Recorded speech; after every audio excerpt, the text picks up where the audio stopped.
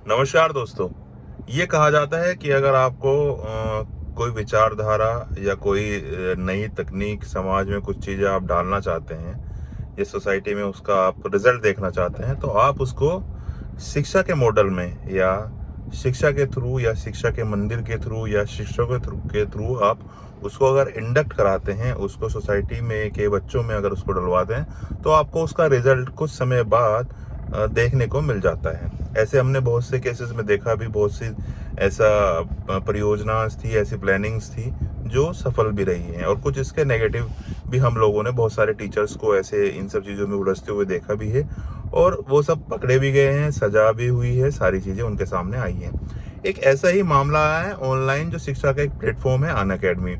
उसके जो टीचर है करण सांगवान, उन्होंने क्या हुआ कि अभी लास्ट मॉनसून सेशन में आपने देखा होगा कि सीआरपीसी, आईपीसी, एविडेंस एक्ट और बहुत सारे ऐसे कानून जो पुराने थे, जिनके नाम चेंज किए गए हैं या जिनमें थोड़ा बहुत बदलाव किया गया है।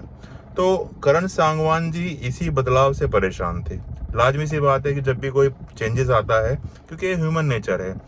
ह्यूमन नेचर क्या होता है कि कोई भी अगर आप चेंजेस करेंगे तो उसी हिसाब से चीज़ें आपको विरोध उसका देखने को मिलता है, क्योंकि एक चीज़ें चली आ रही हैं, वही सब उसी चीज़ों में हो रहा है, सब चीज़ें उसी चीज़ में आपका शेड्यूल बना हुआ है। लेकिन जैसे ही बदलाव होता है, आपको वो चीज़ें दोबारा से करनी होती है, उसमें अडेप्ट करना पड़ता है, उसको अडोप्ट करना पड़ता है।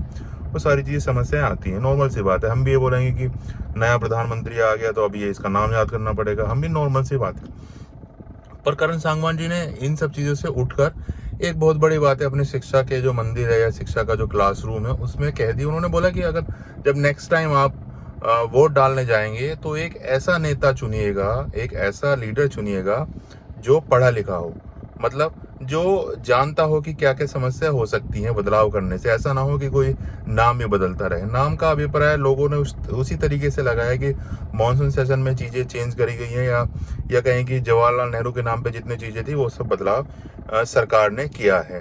तो इसका विरोध हुआ, विरोध के चलते ये हुआ कि करण सांगवान जी को अपनी नौकरी से इस्तीफा देना पड़ गया, उनको नौकरी से हटा दिया गया, यानी कि उनको सैक कर दिया गया है। अब कम पढ़ा लिखा या अनपढ़ प्रधानमंत्री की बात करें तो एक हमारी सरकार है दिल्ली में आम आदमी पार्टी की, तो वो इस तरह के कैंपेन को चला रही हैं, तो कुछ लोग उनका नाम भी इस चीज़ों से जोड़कर देख रहे हैं। दोस्तों, आपकी क्या राय है इस सब चीज़ों को लेकर? प्लीज़ कमेंट करके ज़रूर बताइएगा। धन्यवाद दोस्तों।